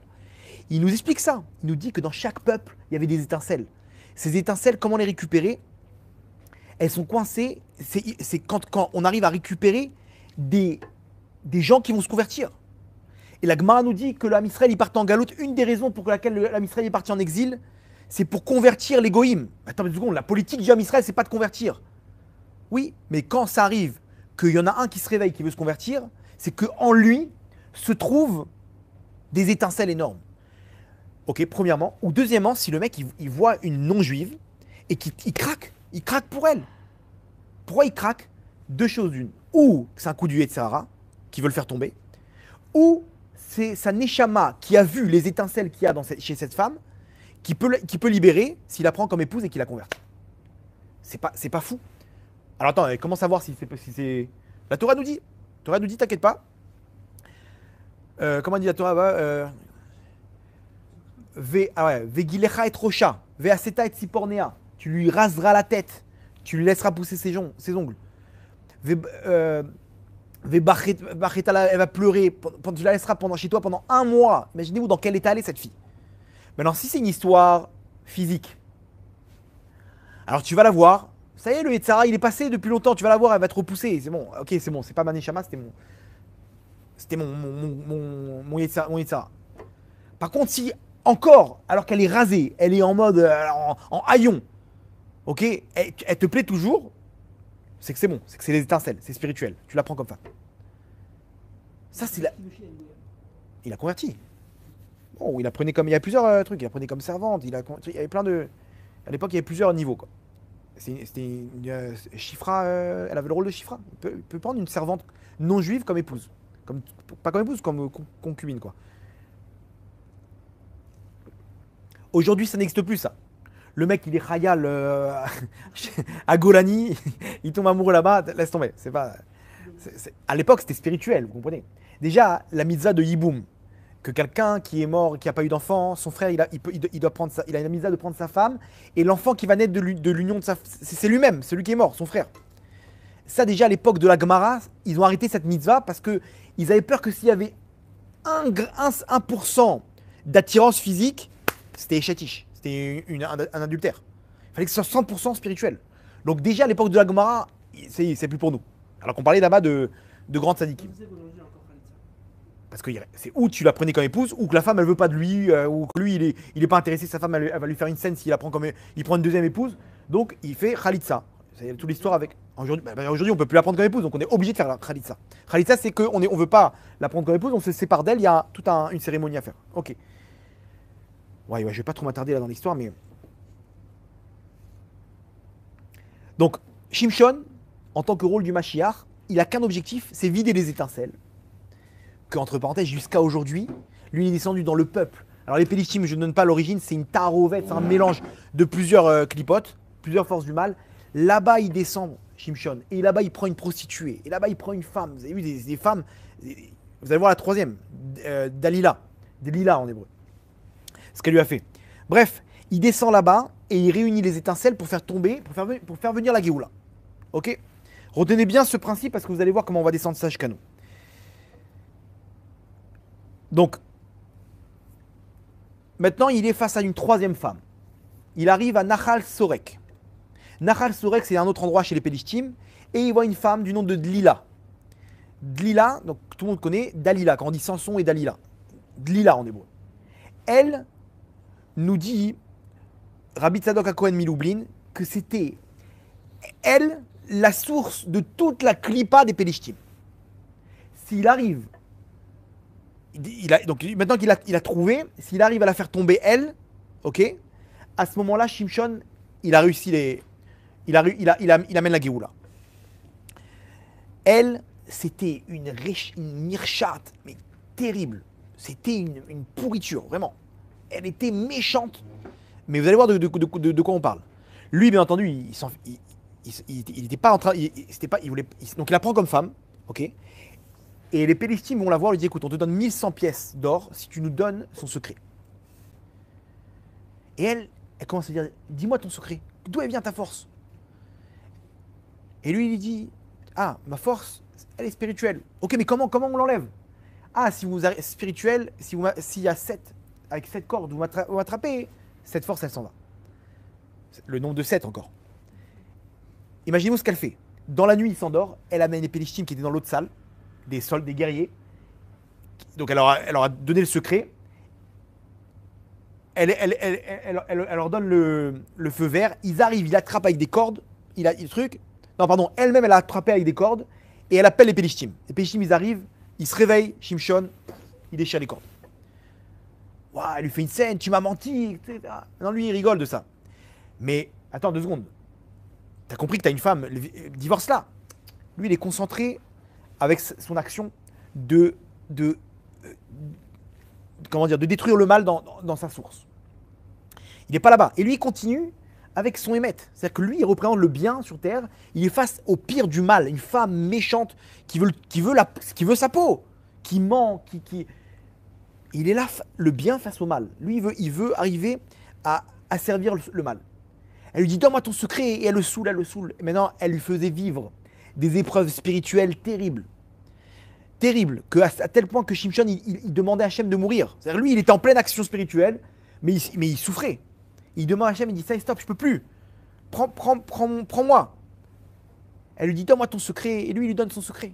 Il lui dit, non, en fait, c'est 7 cordes qui n'ont jamais été utilisées. Elle vient à l'accroche avec cette corde et tout. Elle appelle les Pélishtim, lui, il se défait des cordes. Après, il dit non, en fait, c'est mes cheveux. Si on les accroche dans une machine vous savez, les machines à coudre de l'époque, pendant qu'il s'endort, elle lui accroche ses cheveux. et il envoie balader le truc. Et elle continue. Et lui, ça y est, tu vois que t'as une folle autour de toi. En plus, il lui donne le secret. Elle veut ta peau, elle va t'en... Shimshon, il continue dans son action. A priori, on lit ça sans ce qu'on a introduit avant. Laisse tomber. Tu dis, Shimshon, je comprends. C'est quoi son délire, quoi? Qu'est-ce qu'il fait? Il prend des femmes aucun rapport, il lui donne son secret, mais soit un minimum de logique. Elle veut te tuer, là, tu comprends pas? Il n'est pas là-bas, lui. Jusqu'à qu'à la fin, elle le saoule, et lui, il dévoile le secret. Il dit, toute ma force, elle est dans mes cheveux. Ok? Donc l'élément spirituel qui lui donnait sa force, c'est la gdoucha qu'il avait de ses cheveux. À partir du moment où on coupe mes cheveux, je perds ma force. Alors maintenant, je vous explique l'histoire des cheveux. Les forces du mal peuvent attraper une personne sur 2 endroits. Donc, s'il y a des fautes, premièrement, ok, mais sinon, sur 2 endroits matériels. Les cheveux et les ongles. C'est pour ça que c'est pas bien du tout de laisser pousser les ongles. Si vous voyez que l'ongle il dépasse la chair, là, quand vous prenez votre doigt, vous voyez l'ongle qui dépasse la chair, c'est pas bon du tout. C'est-à-dire que là-bas, il y a une yénika des forces du mal. Les forces du mal, ils commencent à tirer des étincelles, de la lumière. C'est pour ça qu'il y a un lien de pas couper les ongles soir. C'est un vrai lien. Non, non, aucun rapport. On peut couper les ongles. Ouais, bien sûr. Alors voilà, une femme, c'est l'inverse. Une femme, c'est... Dans le Zohar, il y a écrit que les démons, ils ont les cheveux longs. Et les démons femmes, ils ont la tête rasée. Ok? Donc, les cheveux... Alors maintenant, il y a les ongles et les cheveux. Quelqu'un qui a les cheveux longs, il ne sait pas avec quoi il se balade. Il se balade avec un troupeau de forces du mal. Et là, le mec, il est beau gosse comme ça, avec sa petite mèche comme ça, il sait pas qu'il amène sur lui une tonne de forces du mal. Maintenant, dans les mondes d'en haut, il y a un monde qui s'appelle Harir. Harir, il a l'image d'un homme qui a les cheveux longs. Nazir. Ce monde de Harir, c'est le monde qui influence pendant le mois des Louls, entre parenthèses, et qui est la rachamim, la miséricorde absolue. Donc attends, donc les cheveux, c'est bien ou c'est pas bien? Celui qui est Nazir, il se connecte avec le monde de Harir, donc ses cheveux, ils sont Kodesh Kodashim. Vous comprenez? Pendant la période d'Homer, Shavuot, jusqu'à Shavuot, les cheveux, ils prennent un statut de Gdusha. C'est pour ça qu'il ne faut pas se couper les cheveux pendant l'Homer. Et selon les Mekoubalim, jusqu'à Shavuot, on ne touche pas aux cheveux.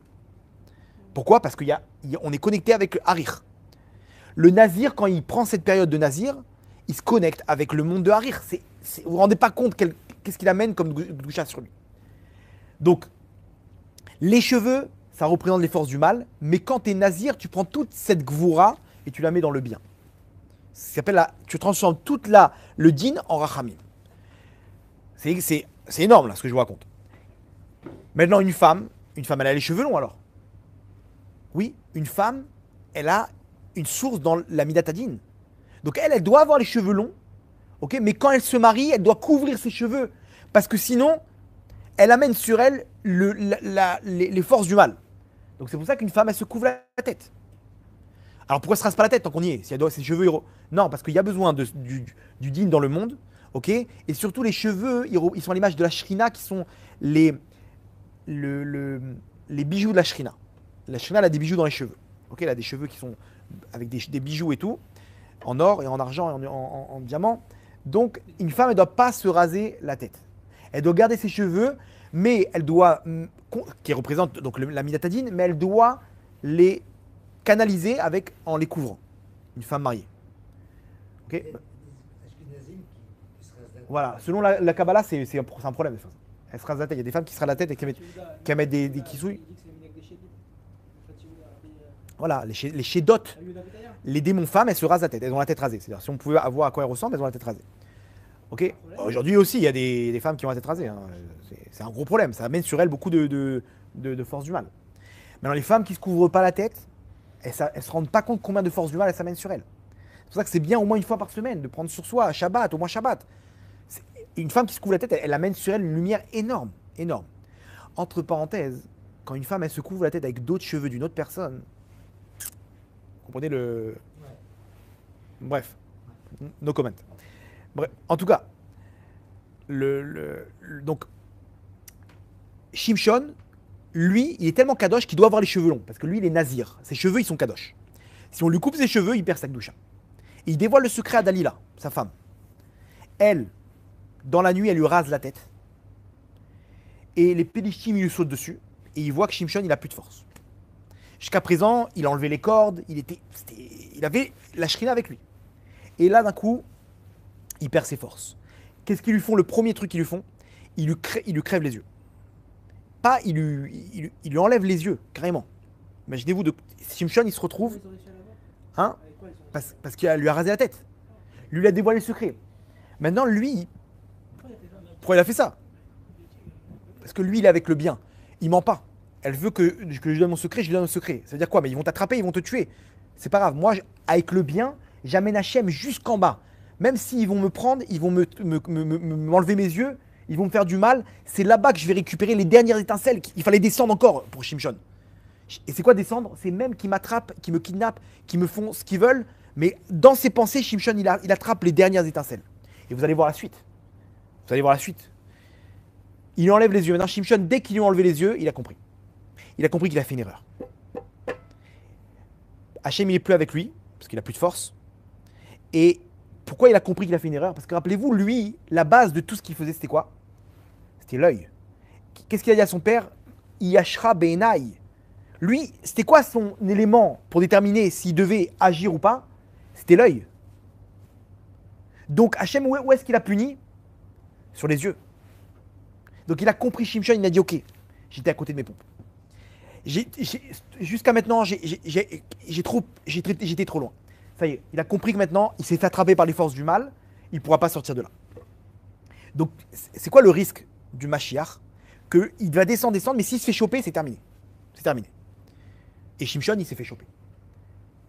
Vous comprenez maintenant pourquoi nous, on n'a pas le droit de faire ça. Le mec, il dit non, j'ai des étincelles là-bas. Il y a des gens aujourd'hui, ils se prennent pour le Mashiach, ils font des avérotes, Shabtai Tzvi, et c'est comme ça qu'ils l'ont chopé. Shimshon, il fait tout selon le Shulchan Aruch. Mais avec, qui c'est qui prenait la décision? Son œil, son roi HaKodesh. Non. Celui qui doit prendre la décision, c'est le Shulchan Aruch. C'est la halakha. C'est vrai que tu vois des étincelles, mais touche pas. T'as pas le droit d'y aller maintenant. Vous comprenez? Shimshon, son erreur. Et Shimshon, il s'est fait attraper. Là-bas, il y a marqué qu'ils l'ont mis dans un moulin, là-bas, un truc où on moule la farine. Il était, donc imaginez-vous, les cheveux rasés, les yeux en sang. Et là-bas, il est en train de pousser la pierre là-bas qui faisait moudre le blé. Et là-bas, ils rigolaient de lui. C'était devenu une attraction pour les Pélishtim. Ils l'ont attrapé. Il était enfermé, c'était sa prison. Et il le fouettait pour qu'il continue ses travaux. Et là-bas, les gens, ils passaient, et ils rigolaient de lui. Ils lui envoyaient des tomates, des machins. Une humiliation terrible. Et Shimshon, il est avec Hachem, il sait qu'il est tombé, il sait qu'il n'y a plus rien à faire.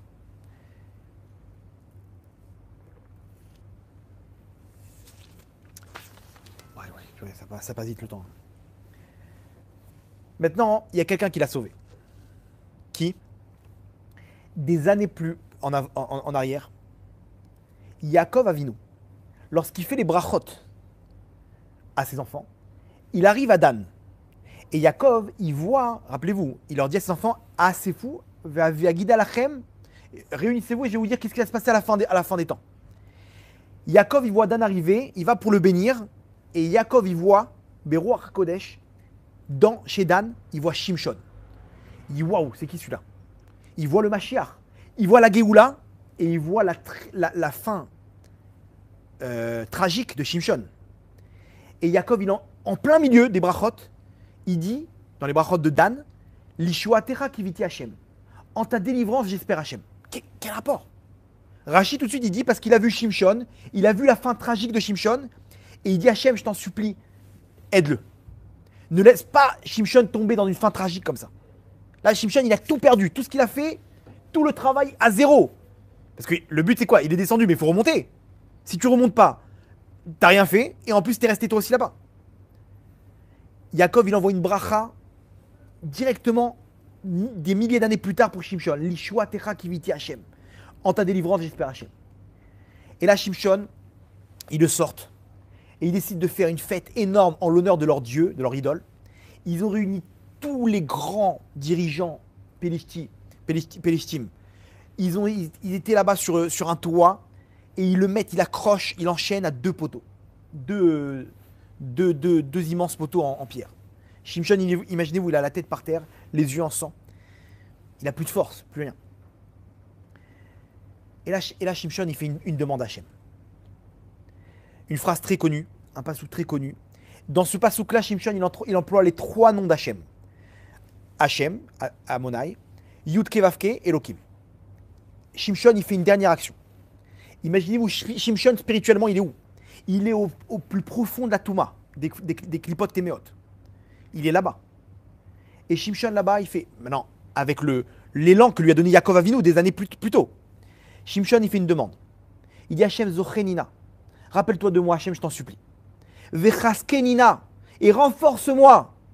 Ach apamazé à Elohim. Juste cette fois-ci. Redonne-moi ma force qu'une fois, Hachem, que maintenant. Ve'inakma bepamachat mishne enai. Nikma achad mishne enai. Et que je puisse me venger d'un des yeux qui m'ont enlevé.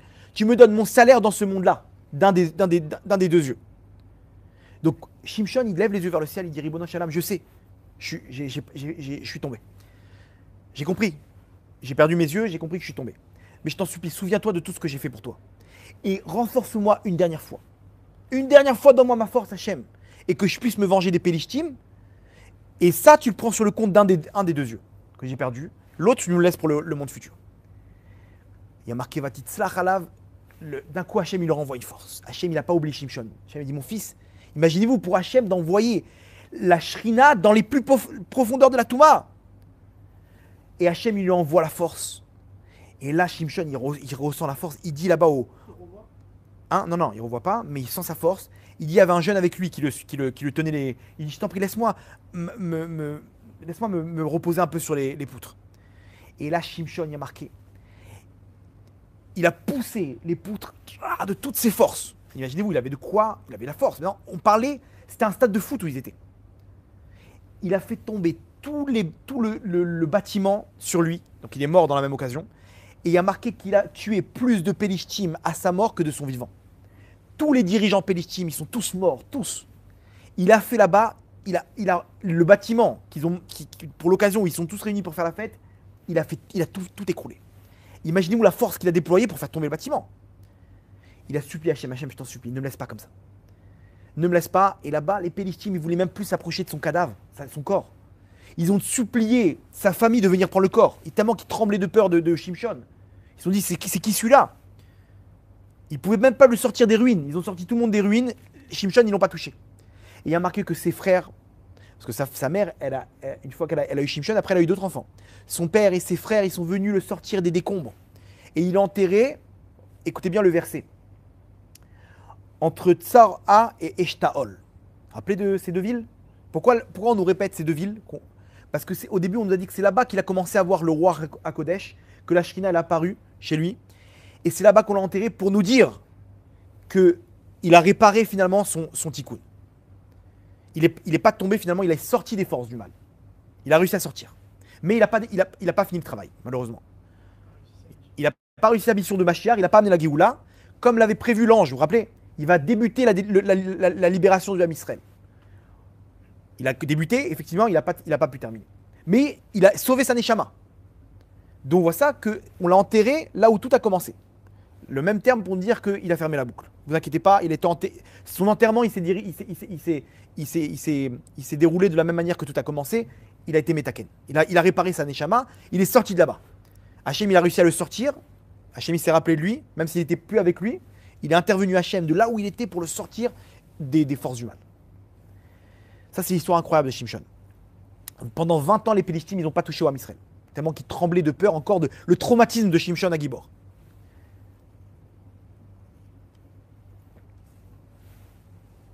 Quelle heure il est? Ok. Maintenant, venons, on descend ça dans notre vie de tous les jours. Ok, t'es marrant, toi. Tu nous... Il a dû revenir en Gilboa. Hein? Il a dû revenir en Gilboa. Ouais, il est revenu dans plusieurs trucs.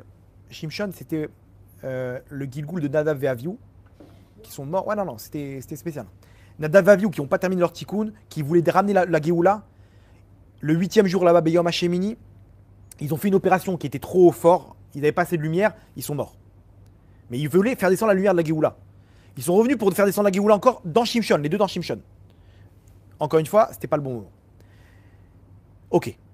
Maintenant, ça me parle pas, moi. Moi, j'ai ni roi Hakodesh, ni Shrina devant moi, ni force, ni rien du tout. Qu'est-ce que tu veux avec moi? Et c'est là que vous allez comprendre le titre du cours. Aujourd'hui, on est tous des combattants du Mashiach. Parce qu'on fait tous ce travail que faisait Shimshon et que fait le Mashiach actuellement. En quoi consiste ce travail? Je vous rappelle le principe d'aller chercher les étincelles qui sont la faute due à la faute d'Adam Arishon. Une fois qu'on a récupéré les dernières étincelles, à ce moment-là, les forces du mal, elles tombent et c'est la Géoula. Maintenant, on a dit il y a deux moyens, ou dans les mitzvot, ou dans les avérots. Et là, il faut comprendre une chose. C'est qu'un juif, lorsqu'il faute,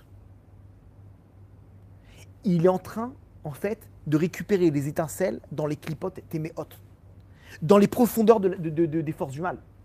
Pourquoi? Parce qu'un juif, même s'il faute, il reste un juif. Il n'y a que dans la religion juive ou dans la Torah, c'est pas une religion, hein, la religion juive. Dans la Torah, à aucun moment un juif il peut sortir de son statut de juif. À aucun moment. Même si, non, il y a des halachot par rapport à ça, mais Apikoros, etc., il n'a pas de trilek Léolamaba, mais il est encore juif. Il fait tchouva, il est juif, il n'y a pas de problème. Un juif, là où il est, même s'il est dans les pires des fautes, il reste juif. Pourquoi? Parce que le rôle du juif, c'est lui-même une étincelle d'Adam Arishon, il a le rôle de récupérer les étincelles. Et pourquoi il reste juif, même dans les forces du mal? Parce que là-bas, il récupère les étincelles. C'est-à-dire quand il y a un petit juif à Paris, il est tombé avec une non-juive, et qu'il est dans cette avéra-là, selon la Torah, c'est grave. Mais au fond, vous avez compris qu'aujourd'hui, il est en train de chercher des étincelles là-bas. Malgré lui. Parce que s'il le faisait de son plein gré, il ne pourrait pas revenir, parce qu'il n'est pas plus fort que Shimshon, vous êtes d'accord avec moi? Donc, Hachem, il laisse un juif fauter, parce que à la fin des comptes, il va récupérer des étincelles qui sont très bas. Quand lui, il ne fait pas Shabbat, quand une fille, elle ne se couvre pas la tête, quand une fille, elle tombe avec un non-juif, ou avec même un juif, ou avant le mariage, ou que le mec, il tombe dans le Zera Levatala, la semence en vin, tout ça. Hachem, mais pourquoi t'interviens pas? Regarde dans quelle génération on est. Le Ham Israël, il est au plus bas. Hachem, il dit, vous inquiétez pas, tout est sous contrôle. Comment ça, tout est sous contrôle? Il y a des avérotes terribles. On est perchés. Les hommes avec les hommes, les hommes avec les hommes. On est où aujourd'hui? Dans quelle génération on est? On a une tendance à désespérer, de dire, mais Hachem, il dit, tout est sous contrôle. Ces Neshamot-là, hein, ils sont en train de récupérer les étincelles dans leur faute, malgré eux. Eux, ils ne sont pas au courant, c'est que dans leur naïveté, dans leur manque de connaissances, qu'ils font ça pas pour faire du mal, mais parce qu'ils sont pris dans la galoute, et que la galoute, elle les pousse à descendre là-bas exprès, et qu'Hachem, il laisse ça, parce que c'est là-bas qu'ils vont chercher au plus profond des forces du mal les dernières étincelles qui fait ce boulot, le Mashiach en personne. Donc, nous, quand on est tombé, on était en train de faire le rôle du Mashiach. Sans le savoir. Tu faisais pas Shabbat avant? Tu te rends pas compte que tu faisais le rôle du Mashiach, tu descendais très bas. Ouais, mais Kvod Arav, j'ai connu des femmes, etc. Alors, tu vas faire Tikkun Shuavim, tu vas faire tout ça, t'as été récupérer des étincelles là-bas. C'est-à-dire que. Et s'il remonte pas, il a rien fait. Quoi. Il a fait. Donc, tout ça, ça vaut le coup, mais s'il remonte pas et qu'il fait pas de Tchouva, il reste là-bas comme Shimshon. Non. Tout ça, il peut le faire que si c'était malgré lui. Parce qu'on a dit que s'il fait ça de plein gré, il ne peut pas revenir. C'est ce qu'il dit le Rambam. C'est quelqu'un qui fait une avéra en disant je vais faire tchouva, il ne peut pas faire tchouva. Maintenant, le mec, il dit attends, j'ai grandi moi à Paris, je sais pas c'est quoi la Torah, je suis tombé, qu'est-ce que je te dise? Comment ça se fait? C'était voulu. C'était voulu par Hachem. Et là-bas, tu as été récupéré les choses. Mais attention, la deuxième étape, c'est quoi? Shimshon, comment il est sorti de là-bas? Shimshon, il était coincé. Comment Shimshon est sorti? Il a fait tchouva. Il a compris le mal qu'il a fait. Il a dit Hachem, c'est bon, j'ai fait tchouva. J'ai compris mon erreur. Et il a supplié Hachem de le pardonner. Et il lui dit Hachem, laisse-moi sortir des clipotes. Et Hachem, il lui a envoyé un roi Tara. Et là-bas, il a pu briser les clipotes. Ce qu'il a fait Shimshon, on peut tous le faire. Parce qu'on est tous, on était tous là-bas. Et quand on fait tchouva, on est à l'image de Shimshon. On est là en train de dire Hachem, je suis tombé. Mais Hachem, Zochenina, Vechaskenina, Achapa Amazé, juste cette fois-ci, donne-moi la force. Comment tu récupères cette force? Quand tu fais tchouva, tu brises les clipotes. C'est-à-dire bien sûr, l'étape d'après, c'est la tchouva. C'est-à-dire qu'un mec, il est là-bas, dans sa galoute. Il vient, il vous raconte combien. Il ne faut pas voir du tout ses avérotes. Rabbi Nachman, il voit pas. Aujourd'hui, il dit on est une génération de sourds méras. On n'est pas dans combien on va faire du bien, combien on sort du mal. Tu veux voir un juif, regarde quelle puissance il a dans la mesure où il sort des forces du mal. Pourquoi? Parce que quand il sort du mal, il sort des avérotes, il fait tchouva, il a emporté avec lui toutes les étincelles des forces du mal qui sont les plus profondes. Donc plus il était bas, plus il ramène des étincelles des profondeurs, et plus la clipa elle tombe. Parce que Shimshon, quand il est sorti de là-bas, il a fait tomber avec lui tous les Pélishtim. Plus que ce qu'il a fait de son vivant. C'est exactement ce qu'on fait quand on fait tchouva. Il faut vous imaginer aujourd'hui, quand il y a une avéra, que ce soit, je sais pas, quelqu'un avec semence en vin, ou une fille avec la tsnio, dit j'arrive pas, Vodarav, je peux pas. Tu sais pourquoi tu peux pas? Parce que tu es à l'image de Shimshon, là-bas, dans la faute, dans les forces du mal, tu es enchaîné. Donc tu sors, tu dis mais je peux pas. C'est pas que tu peux pas, c'est que tu es sous contrôle. Mais alors qu'est-ce que je fais? Il faut que tu fasses tchouva de toutes tes forces. Et tu t'imagines comment tu vas sortir de là-bas. Mais c'est dur de sortir, je sais. Un jour par semaine. Sors de là-bas, brise les clipotes. À l'image de Shimshon. Supplie Hachem, donne-moi la force de sortir de là-bas. Et quand une femme, elle sort de là-bas, elle a été avec un goy par exemple, elle est mariée peut-être, et qu'elle sort de là-bas, c'est dur. Attends, mais j'ai construit toute ma vie avec lui, comment je fais? Shimshon à Gibor. Sors, parce que quand tu vas sortir, tu vas faire tomber toutes les clipotes. Tu vas ramener avec toi toutes les étincelles. Ça, tant qu'elle est là-bas, même si elle a fait tchouva, elle a fait le tri. Mais c'est encore là-bas. Quand elle se sépare, elle emporte avec elle dans la doucha toutes les étincelles. Et donc les clipotes, ils tombent, le Mashiach, il vient. Vous comprenez pourquoi quand on fait tchouva, on n'est ni plus ni moins que des combattants du Mashiach. On est en train de faire le travail que le Mashiach, lui, il arrive à faire de plein gré. Nous, on fait malgré nous, dans cette galoute où on nous a plongé dans les forces du mal. Le but, c'est pas d'y rester. Le but, c'est pas d'y aller de plein gré. On n'est pas capable de ça. Le but, c'est de faire tchouva.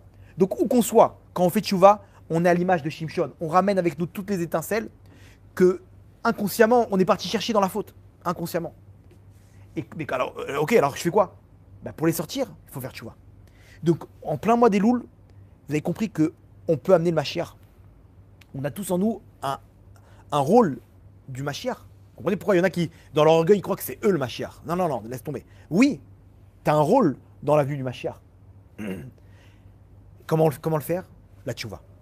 Quand on fait tchouva, on a l'image de Shimshon qui a sorti sa neshama des forces du mal et qui a cassé toutes les clips. Vous vous rendez compte de la force de la tchouva? C'est-à-dire que, à l'époque, moi j'étais comme ça, je voyais les fautes du Ham Israël, ça me mettait en l'air. J'étais triste de voir que le Ham Israël, il est dans un sale état. Aujourd'hui, j'ai une autre vision des choses.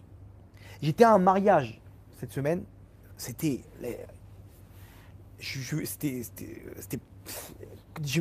la matérialité à fond, la tsniout, c'était pas ça, c'était catastrophique. Je suis venu que pour la choupa, je devais dire un petit mot, etc. J'ai fait un aller-retour, et j'ai vu une ambiance parisienne, Tel Aviv, bronzé machin, au top du truc, tous réunis à un mariage. J'étais pas bien. Vraiment, j'ai vu le kiff à fond, la galoute à fond. J'étais en plein dedans. Et ça m'a mis mal. Et d'un coup, je me suis rappelé, je me dis, mais attends, mais ils sont au plus profond de la galoute, ces gens-là. Mais il faut pas le voir d'un mauvais côté. Il faut le voir au contraire que tout ça, quand ils vont faire teshuva, c'est en fait des tonnes d'étincelles qui sont là. Ils vont réussir. C'est-à-dire vous comprenez comment on doit voir une personne? Moi, je parle avec des gens. Ils me racontent leur vie, leur passé. Ouah, quelles histoires. Mais jamais je les juge. Pourquoi? Parce que je m'en fiche de... Il est où ton chantier?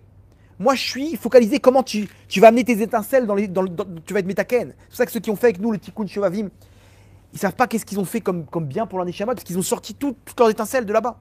En une journée, ils ont jeûné, tzedaka, ils ont réparé tout. Vous comprenez comment Hachem, il est bon? Comment on doit faire tchouva dans ce mois de Elul?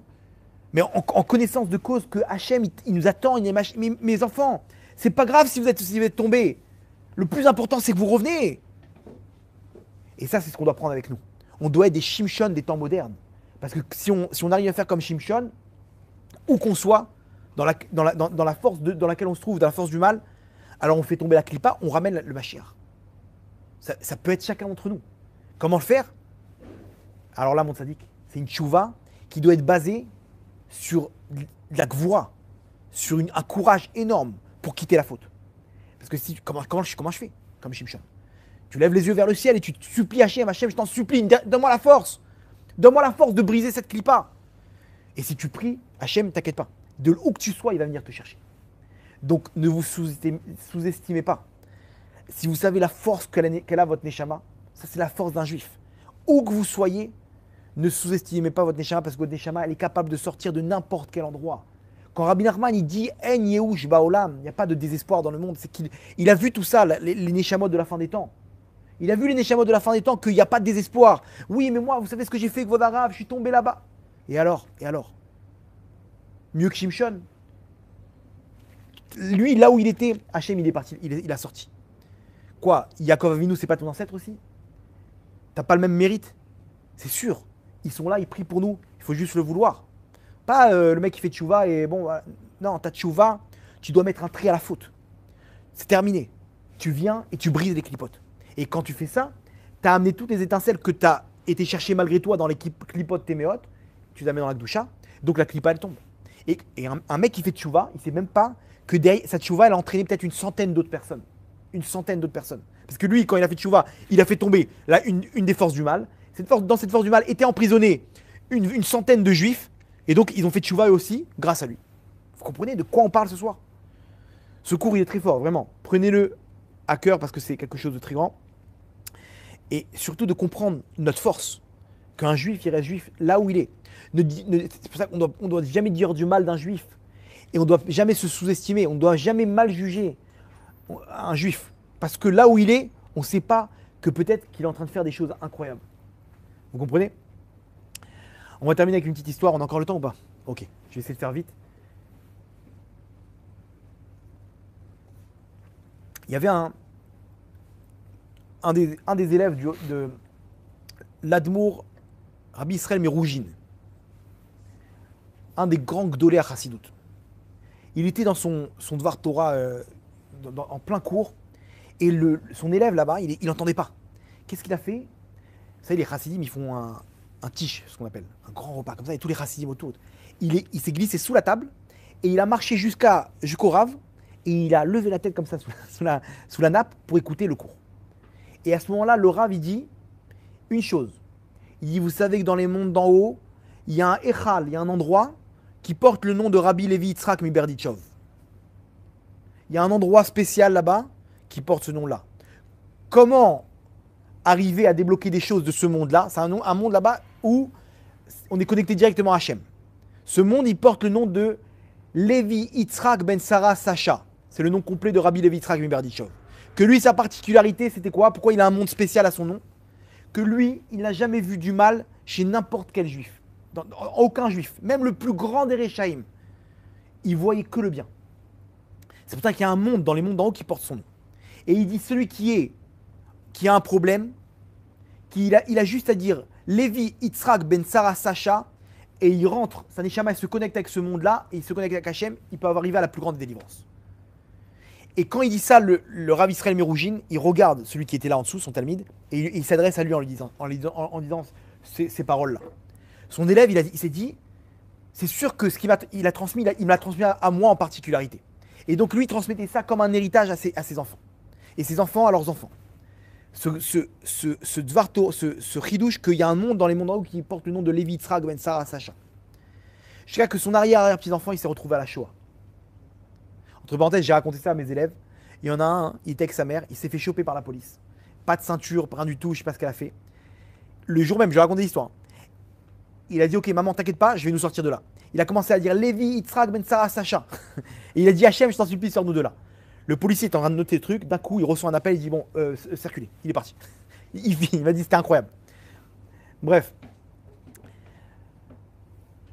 Peut-être que c'est la Neshama qui est liée à Rabbi Levi Yitzhak Miberdichov. Bref, en tout cas, son arrière-petit-fils, il se retrouve à la Shoah. Et lui, il connaît cet héritage qu'il a reçu directement de Rav Israël Miroujin. Il se retrouve à Auschwitz. On le prend, on le rentre dans une chambre à gaz. Il est dans la chambre à gaz. Il lève les yeux vers le ciel, il dit Ribono Shalom, tu peux pas m'abandonner. Et il dit, j'invoque le monde des mérites de Lévi Yitzhak ben Sarah Sacha. Il finit de parler. Le nazi là-bas, le soldat nazi qui était à l'entrée de la chambre à gaz, la feuille qu'il avait de la liste, elle s'envole. Il lui dit viens ici toi. Il attrape le mec, il lui dit va chercher la feuille. Entre-temps, il y a des avions qui sont passés, le mec, il y a une sirène, ils ont fermé la porte de la chambre à gaz, lui il est avec la feuille, il voit les soldats partir dans tous les sens, et il comprend pas comment il se retrouve en dehors de la chambre à gaz. Il voit que tout le monde est parti, il va se cacher. Il est sorti indemne de la chambre à gaz de Auschwitz de la Shoah. Il était à l'intérieur le mec. Comment il a fait? Une phrase, Lévi Yitzhak ben Sarah Sacha. Bien entendu, c'est quoi le secret de cette ségoula? Le secret de la ségoula, il est simple. Comme on l'a vu aujourd'hui, que si tu arrives à comprendre qu'un juif, là où il se trouve, s'il a compris sa force et sa grandeur, alors il fait intervenir Hachem, même s'il est au plus profond des ténèbres, à Auschwitz, dans une chambre à gaz, à la Shoah. Et donc Hachem, il te sort de là-bas. C'est pas un problème pour Hachem, c'est son monde. Malgré qu'il y a un décret, la Shoah, Hachem, il te sort de là-bas. Comment tu fais? Quand tu invoques celui, par excellence, qui a compris ça, qui était Rabbi Levi Yitzhak ben Berdichov, et que lui-même, il a tellement compris ça qu'il ne pouvait pas voir le mal dans aucun des juifs. Même le plus grand des Réchaïm, parce qu'il savait que ce rachat-là, il est en train d'amener les étincelles dans la profondeur des clipotes. Donc il pouvait le prendre et l'embrasser, parce qu'il voyait l'étincelle qu'il avait en lui. Bien entendu, tout ça, c'est à condition qu'on fasse Teshuvah. Donc si on a compris aujourd'hui qui on est, la force qu'on a, qu'on est capable de tout, surtout au mois des Louls, où c'est un mois qui est propice pour faire Teshuvah. Donc à nous de jouer. C'est pas facile. Alors, comment on fait? Hachem. Tu lèves les yeux vers le ciel et tu dis Hachem, il n'y a que toi qui peux me sortir de là. Et si on arrive en connaissance de cause que je peux réussir et qu'on demande à Hachem, donc on a et la Emouna et la Tfila, Hachem en personne, il vient nous chercher. Et avec toutes nos étincelles. Et ça, c'est quand les étincelles elles sortent, c'est l'avenue du Mashiach. Donc aujourd'hui, où qu'on soit, on a tous à faire tchouva. Et plus la tchouva est grande, plus l'enjeu est grand. Plus l'épreuve est grande, plus il y a des étincelles. Donc ne désespérez pas. Faites tchouva, comme l'a fait Shimshon, et là vous déchirez les forces du mal. Vous amenez avec vous les étincelles, et vous êtes ni plus ni moins que des combattants du Mashiach. Parce que vous faites ce que le Mashiach lui arrive à faire de plein gré. Et nous, malgré nous, là on est arrivé, c'est pas de notre faute. On est tombé là-bas, mais il faut faire tchouva. Bien sûr, il y a une réparation personnelle dans tout ça. Pourquoi je suis tombé là-bas et pas là-bas, etc. Donc on peut le faire. Donc à nous de jouer comme des combattants du Mashiach pour faire venir le Mashiach, Berachamim Gdolim, Bekarov, Bezrat Hashem. Et là-bas, il va nous dire, toi, tu viens de mes côtés, parce que c'est toi qui m'as aidé. Comment je t'ai aidé? Quand tu as fait tchouva, tu as amené les étincelles, et d'un coup, tu vas porter. Vous comprenez? Bezrat Hashem, qu'Hachem, il envoie la Géoula, Berachamim Gdolim, Baruch Adonai Leolam, Amen.